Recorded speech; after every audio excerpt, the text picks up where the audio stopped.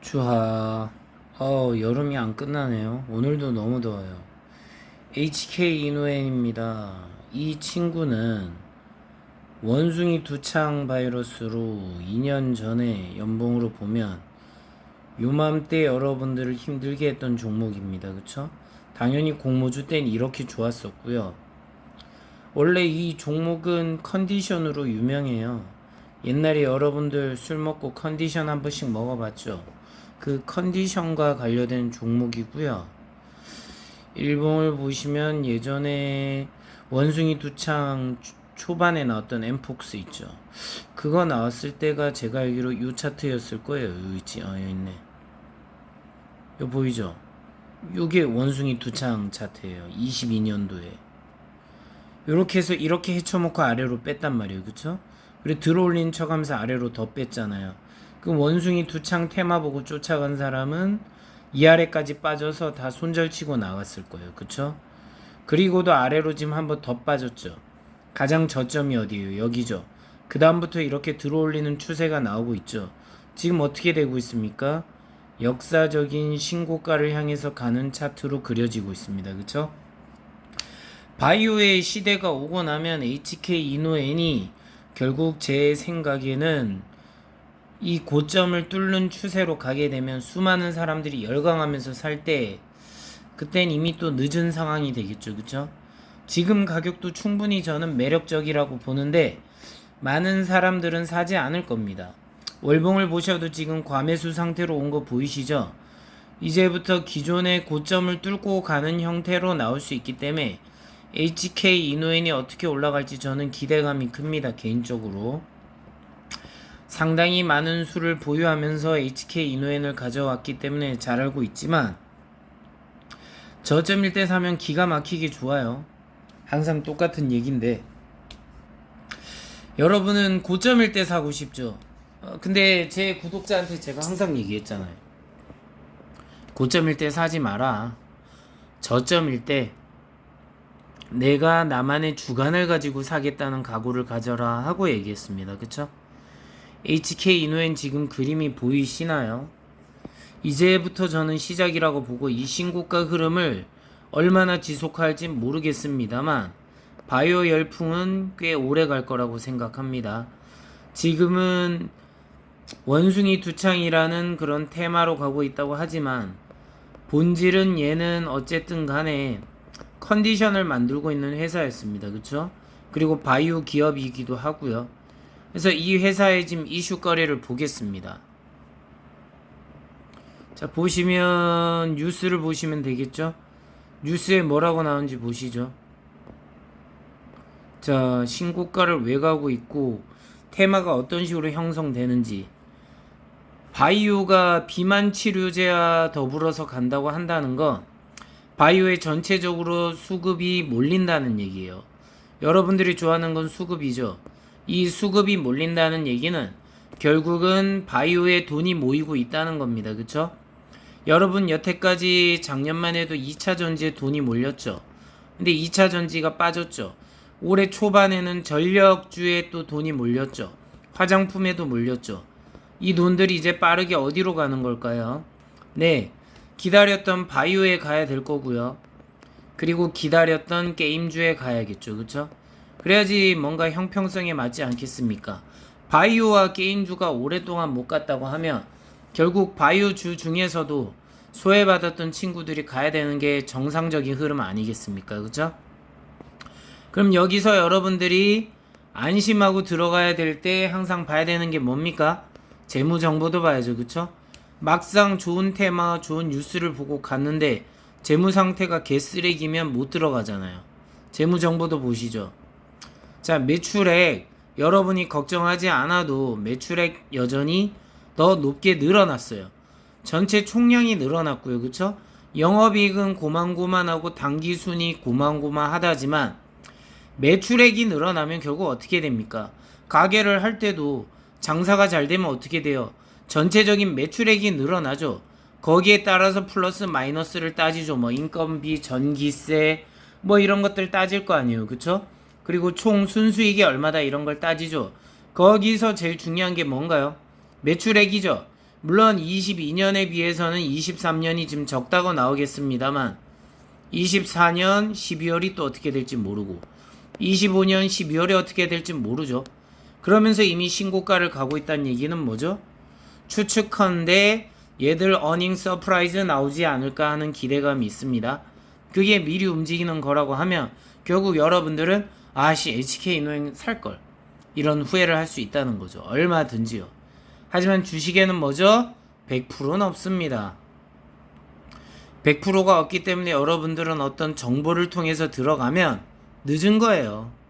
왜 늦었죠? 결국은 여러분은 고점에 사서 아래로 빠질 때 팔게 돼 있으니까 까꾸로 한다는 거죠. 대부분의 99.9%의 사람은 이때 사고요. 이때 팝니다. 저는 이때 사고요. 이때 팔아요. 그쵸? 관점이 다르잖아요. 근데 왜 대부분의 사람은 아래 빠질 때 못 사는 거죠? 더 빠질까봐 무서우니까. 그게 바로 뭐죠? 본능의 힘이죠. 여러분들은 공포에 적응되게 설계된 뇌가 아니다. 유전자적으로 위험하면 맹수로부터의 습격에서 도망가게 돼 있고 불을 무서워하고 천둥 번개를 두려워하기 때문에 집을 짓고 살았죠. 그쵸? 그리고 잘 먹고 잘 살아야 되니까 강가 근처에서 살았고 그런 본능적인 부분이 다 남아 있잖아요. 결국 여러분의 DNA는 여러분을 탐욕에 사게끔 만듭니다. 그쵸? 하지만 그 탐욕에 사면 결과값은 어떻게 되죠? 반드시 원금만 복구했으면 좋겠다. 나의 꿈은 수익이 아니라 원금 회복이다로 바뀌는 겁니다. 그쵸? 절대 그러지 않으려면 어떻게 해야 됩니까? 첫 번째도 두 번째도 세 번째도 똑같은 얘기입니다. 제발 좀 쌀 때 사시라고요. 말을 왜 안 듣죠? 제 방송을 보면서 제가 수없이 했던 말 중에 하나가 뭡니까? 제발 좀 압도적인 평균가에 사라. 싸게 사라고 얘기했습니다. 그쵸? 만약 여러분이 비싸게 샀다고 가설을 해볼게요. 비싸게 사면 이 아래로 내려갈 전략이 있어야죠. 즉 여기에 몰빵 치면 여러분은 여기에 내려갈 방법이 없다는 겁니다. 그쵸? 테스트 삼아서 여러분의 시드가 있다고 하면 100이라고 가정했을 때 이거는 100만원이 아닙니다. 100이라는 비율로 가정했을 때 10% 미만으로 고점에 넣어놓고 나중에 빠졌을 때 90%의 돈을 투입할 수 있다고 하면 여러분은 저점에 하염없이 가까이 갈 수 있어요. 바로 리미트 수렴할 수 있게 아래로 내려갈 수 있다는 얘기가 되는데 대부분은 어떻게 하죠? 아이씨 더 오르면은 안 되니까 지금이라도 사자. 몰빵하기 전에도 어떤 시스템이죠? 올라가기 전에 의심을 겁나 해요. 이럴 때 조금 사. 그러다 아래로 빠져. 아이씨 잘못 샀다. 물려있어. 그러다 올라. 그래서 내 본전을 뚫고 가. 그럼 어떻게 되죠? 그때 돼서도 의심해. 또 빠지는 거 아니야? 왜? 이게 무서우니까. 그래서 어떻게 돼요? 망설이고 지켜보다가 가장 꼭대기에서 사면 어떻게 됩니까? 그 다음부터 우수수수숙 하고 떨어지죠. 단기 고점에 사는 겁니다. 그쵸? 그래서 제가 항상 뭐라고 했죠? 남들이 좋다고 할 때 사지 말라고 했죠. 근데 왜 맨날 똑같이 반복해요? 여러분들 여기서 7, 8월 아름답게 휴가 내면서 한 달, 두 달 아무 생각 없이 놀 수 있었던 사람 있습니까? 저 외에는 별로 없다고 보는데 그게 왜 그럴까요? 여러분들은 바로 뉴스에 쫓아 들어갔기 때문입니다. 여러분들이 뉴스에 쫓아가지 않으려면 어떻게 해야 되죠? 첫째도 둘째도 셋째도 자기만의 주관성이 있어야 되고 신법을 공부해야 돼요. 신법은 어떻게 됩니까? 거저 먹는 게 아니고요. 신법은 여러분들이 끊임없이 차트를 보고 수많은 주식을 공부하고 수많은 코인을 공부해야죠. 수많은 부동산을 공부해야죠. 수많은 경제에 대해서 공부해야 되고 수많은 세상의 시스템이 어떻게 돌아가는지 봐야 되죠. 그거 안 보고 거저 돈 벌고 싶다? 도둑놈 심보예요. 그 자체가 이미 돈 벌기 글렀다는 얘기입니다. 어디서 운 좋게 그냥 가위바위보 싸움을 잘해가지고 운 좋게 내가 이득을 보는 거야. 가령 들어서 이거를 우리는 기브 앤 테이커라 하죠. 대부분 테이커의 관점으로 가잖아요. 그쵸? 테이커 하려고 한단 말이야. 받아 먹는 거에만 익숙해. 그러니까 여러분들이 돈 벌기 어려운 겁니다. 너무 뼈를 때렸나요? 그런데요. 세상에선 항상 말씀드리지만 우리 세상의 모든 것들은요. 플러스 마이너스 개념이 아니라 내가 어디에 플러스를 제출했다고 해도 내가 베풀었어. 그래서 내가 그 베푼 걸 못 돌려받았어요. 그쵸? 그렇다 해도 이 사람한테 못 돌려받아도 다른 데서 언젠가 다른 형태로 보급받게 돼 있어요. 이게 뭔지 아세요?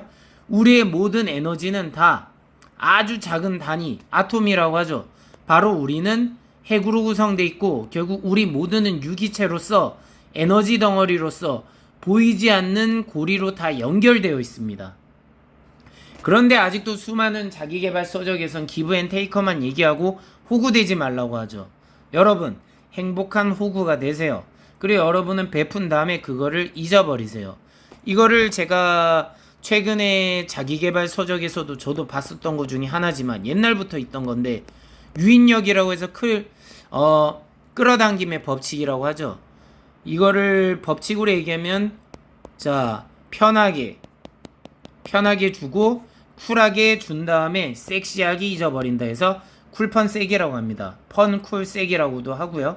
자 잘못 오해하면 이상한 말 아니냐 하는데 뭔 얘기냐면 내가 뭘 줬을 때 조건이나 대가를 바라지 말고 던진 다음에 그 다음에 잊어버리는 겁니다. 그럼 언젠가 내가 베푼 곳에는 발생하지 않더라도 전혀 내가 예상치 못한 곳에서 여러분에게 돌아오게 됩니다. 이게 세상의 이치죠. 그럼 이걸 주식과 코인의 관점으로 보면 어떻게 됩니까? 여러분들 운 좋게 어떤 사람에게 좋은 정보를 거저 얻어먹어가지고 돈을 벌겠다는 게 뭐예요? 이 법칙에 전혀 맞지 않는다는 얘기죠. 여러분들은 과감하게 내가 손해를 보더라도 저점에 물려있으면서 고통을 즐기면서 잊어버리면 언젠가 여러분은 고점으로 수익을 보는 날이 올 건데 그저 여러분은 쉽게 돈 벌고 싶어 하니까 그래서 고통을 오랫동안 받는 겁니다. 뭐든지 똑같아요. 어떤 운동을 해도 마찬가지예요. 가령 축구를 해도 골 넣고 싶죠. 골 넣으려면 어떻게 해야 되죠? 먼저 패스를 많이 줘야 돼요.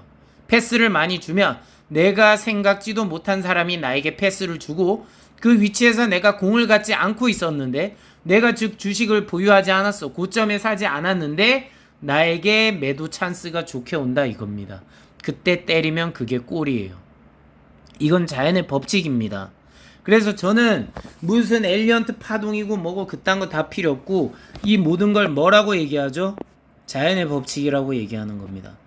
여러분들이 돈을 벌려면 이 자연의 법칙에 수긍하세요. 당연히 높은 곳에 있는 물은 아래로 떨어지게 돼 있고 아래에 있는 물은 인위적인 어떤 힘으로 인해 가지고 위로 올라가게 돼 있어요. 그쵸? 연어가 처음에 어떻게 합니까? 위에서 아래로 내려가죠. 근데 자기가 이제 산란 시기를 나면 어떻게 돼요? 역으로 이거를 뭐라고 하죠? 이평선을 말 그대로 역배열된 거를 뚫고 올라가는 회귀 본능이 생긴다는 거죠. 결국 여러분들은 이런 회귀 본능이 왜 생긴 거라고 생각하세요? 인위적인 힘에 의해서라는 거죠. 위에서 아래로 떨어지는 건 자연의 힘이고 아래에서 위로 올라가는 건 인위적인 힘이라는 겁니다. 그래서 여러분은 아래에 있을 때 잡아놔야지 인위적인 힘에 의해서 돈을 벌 수 있는 겁니다. 그래서 여러분들이 돈을 벌기 위해서 가장 좋은 방법은 남들이 좋다고 아우성 칠 때 그때 다시 한번 생각하는 겁니다. 주식쟁이가 맨날 하던 얘기가 뭐였지? 왜 저점에 사라고 했지? 맨날 똑같은 얘기해서 지겹다고요? 그게 정답이니까 어쩔 수 없는 거죠. 그렇죠?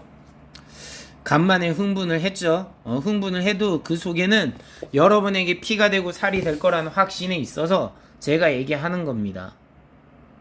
자, HK 이노엔 얘기만이 아니라 여러분들이 얘기하는 수많은 주식들의 얘기입니다.